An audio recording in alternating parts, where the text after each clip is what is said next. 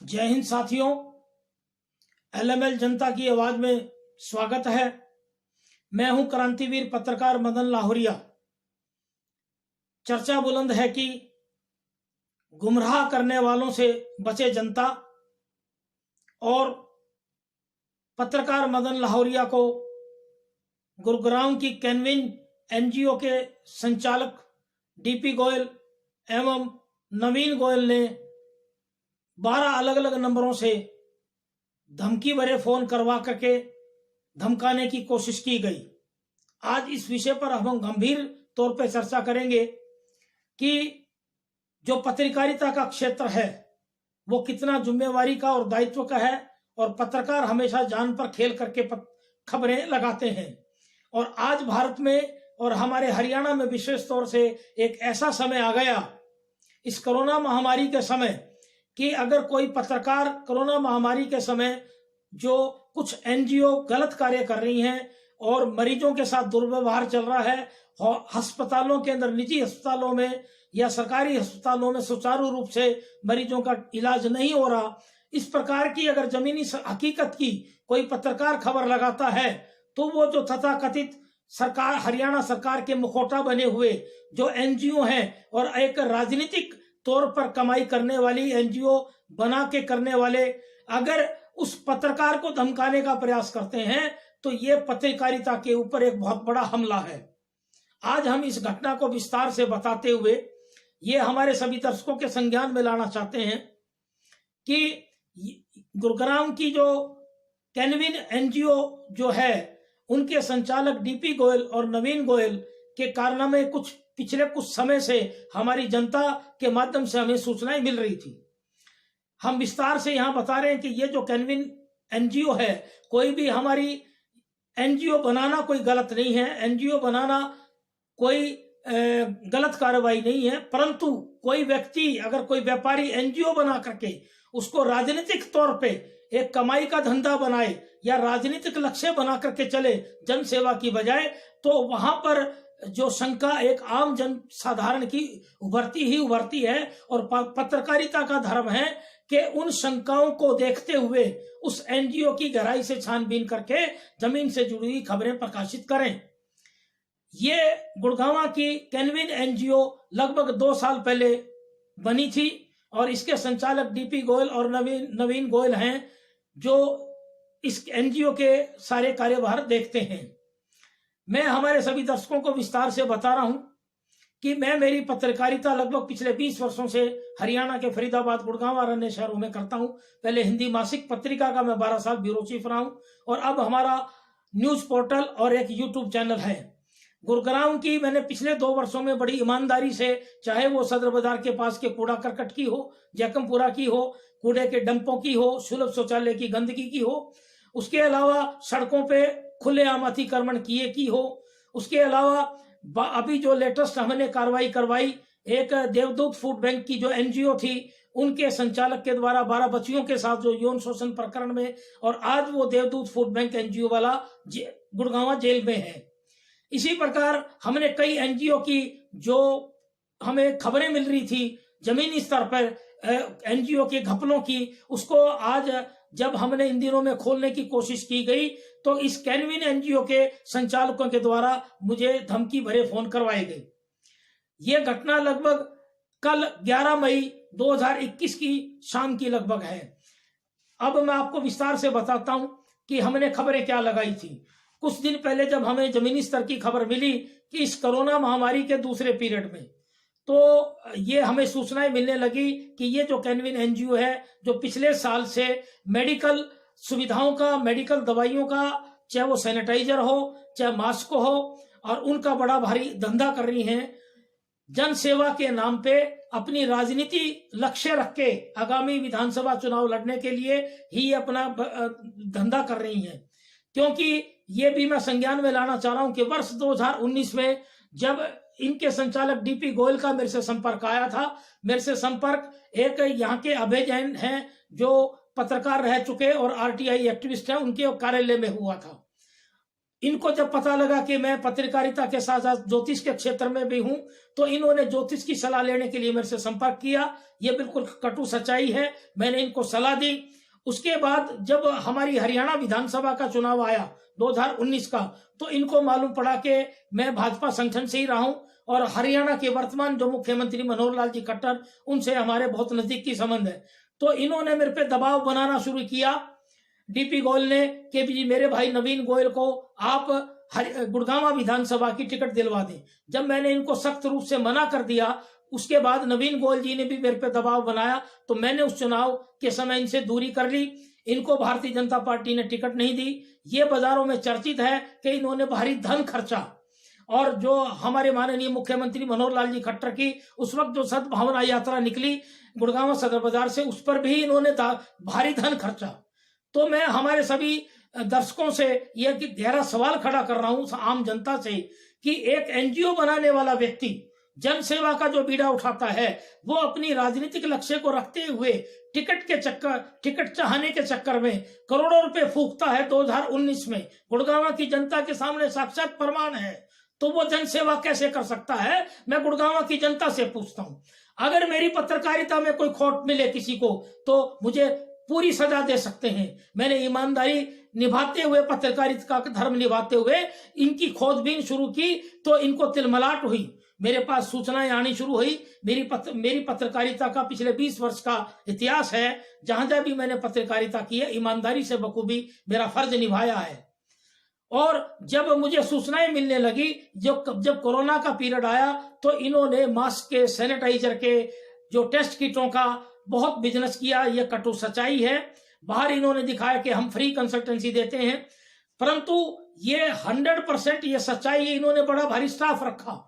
यहां मैं आम जनता से भी प्रश्न करता हूं कि कोई एनजीओ बना करके बड़ा भारी स्टाफ रखता है, तो उसके खर्चे कैसे चलते हैं? ये एक बड़ी विचारणीय बात है। उसके पीछे कोई ना कोई लक्ष्य है। गुड़गांव की बहुत सी ऐसी एनजीओ हैं, उसके बारे में हमने माननीय मुख्यमंत्री महोदय के कई बार संज्ञान में लाने की कोशिश करी है। मेरी बहुत सी वीडियो आई हैं। मेरी कोई व्यक्तिगत किसी से रंजिश के बोल करके मैं कोई कार्य नहीं करता, परंतु लोगों की मांग पे यहाँ की जो एनजीओ है वो बड़ी भारी लूटपाट कर रही है। इस कैनविन के अलावा और भी एनजीओ पे हमने कार्रवाई करने की गुजारिश की है। अभी देवदूत फूड बैंक की भी मैंने कंसल्टेंसी, एस्ट्रोलॉजी की कंसल्टेंसी दी, परंतु उसके बावजूद उनकी बुराइयों को उजागर किया, प्रशासनिक अधिकारियों के सामने रखा, जनता के सामने रखा। तो फिर ये आज इनको तिलमलाट क्यों हुई कैनविन वालों को? अब जो मैंने खबरें जो लगाई वो भी मैं क्रमवाइज बता देता हूं कि हमारे पास जो पहले जो सूचना आई कि वो जो डीपी गोयल अपने आगे डॉक्टर लिखने लगा, इन्होंने 13 अप्रैल को यहाँ आर्टिमिस के डॉक्टर शिवांशु राज गोयल हैं, उनके साथ वेबिनार की, और वो पोस्टर मैंने हमारी इस वीडियो के साथ 10 क्लिप लगाई हैं। हमारे सभी दर्शक उसको देखें और हमारी इस वीडियो को अंत तक पूर्ण रूप से देखें और हमारे इस चैनल को ज्यादा से ज्यादा शेयर करें ताकि आपको सच्चाई मालूम पड़े। डॉक्टर शिवांशु राज गोयल के साथ जो इनका पोस्टर लगा हुआ है, डॉक्टर लिखा हुआ है, डीपी गोयल, इस वीडियो के साथ क्लिप है, साक्षात तौर पे आप देख सकते हैं। वो 17 अप्रैल को की, और अभी कल 11 मई को इन्होंने जो एक डॉक्टर विश्वरूप राय चौधरी हैं, जो 1 साल से कोरोना पे अपनी रिसर्च के अनुसार लोगों को कंसल्टेंसी देते हैं, उनके साथ वेबिनार थी। उनका भी जो पोस्टर था उसमें भी डीपी गोयल ने डॉक्टर लिखा। तो पहली खबर हमने ये लगाई कि जनता में भ्रम है, और जनता की हमारे पास काफी शिकायतें आई हैं कि ये डीपी गोयल अपने आप को डॉक्टर कैसे लिखता है। जनता में ये भी बातें आई कि डीपी गोयल को भारतीय जनता पार्टी ने रेलवे बोर्ड का सलाहकार समिति का सदस्य बनाया, तो इनकी राजनीतिक भूमिका तो स्पष्ट तौर पे नजर आने लगी। तो वो हमने गहरे क्वेश्चन खड़े करे खबर के अंदर। दूसरा, एक इन्होंने गुड़गांव के उपायुक्त महोदय को, ये जो दूसरा फेस आया कोरोना, उस वक्त इन्होंने गुरुग्राम की कोरोना की पोजीशन के गलत ब्यौरे रखते हुए उपायुक्त महोदय गुरुग्राम यश गर्ग के सामने एक मांग पत्र दिया इस एनजीओ ने कि गुरुग्राम के अंदर 7-7 दिन का 3 टर्म के अंदर 21 दिन का पूर्णतः लॉकडाउन लगाया जाए।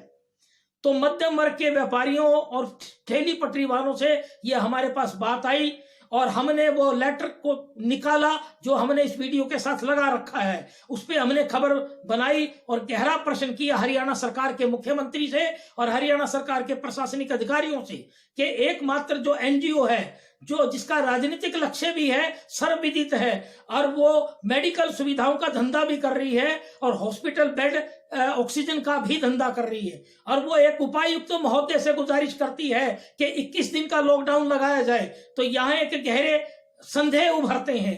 मैंने खबर लगाई कि भी हरियाणा सरकार जवाब दे कि इनको क्या पावर दे रखी हरियाणा सरकार ने।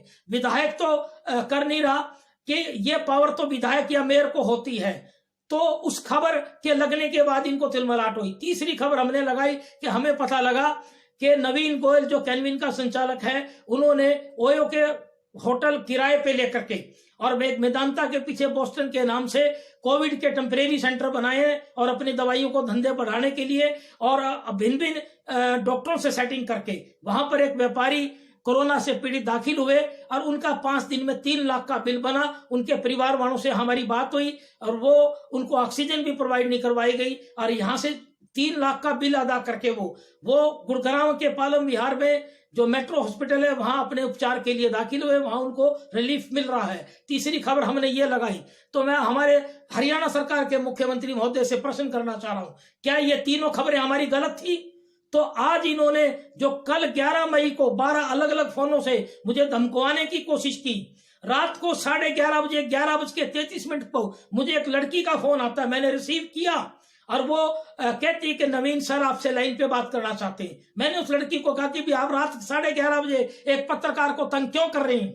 उसके बाद मैंने कहा कि आप फोन काट दीजिए। फिर सुबह दोबारा फिर उस लड़की का फोन आया और उसने झूठ बोला कि मैं लखनऊ से गोमती नगर से बोल रही हूँ और इनकी फर्म का नाम लिया। तो मैंने उनसे कहा कि मैडम आप झूठ बोल रहे हैं। उनसे मेरी 2.5 मिनट बात हुई। फिर एक और फोन आया सुबह, मैंने रिसीव किया।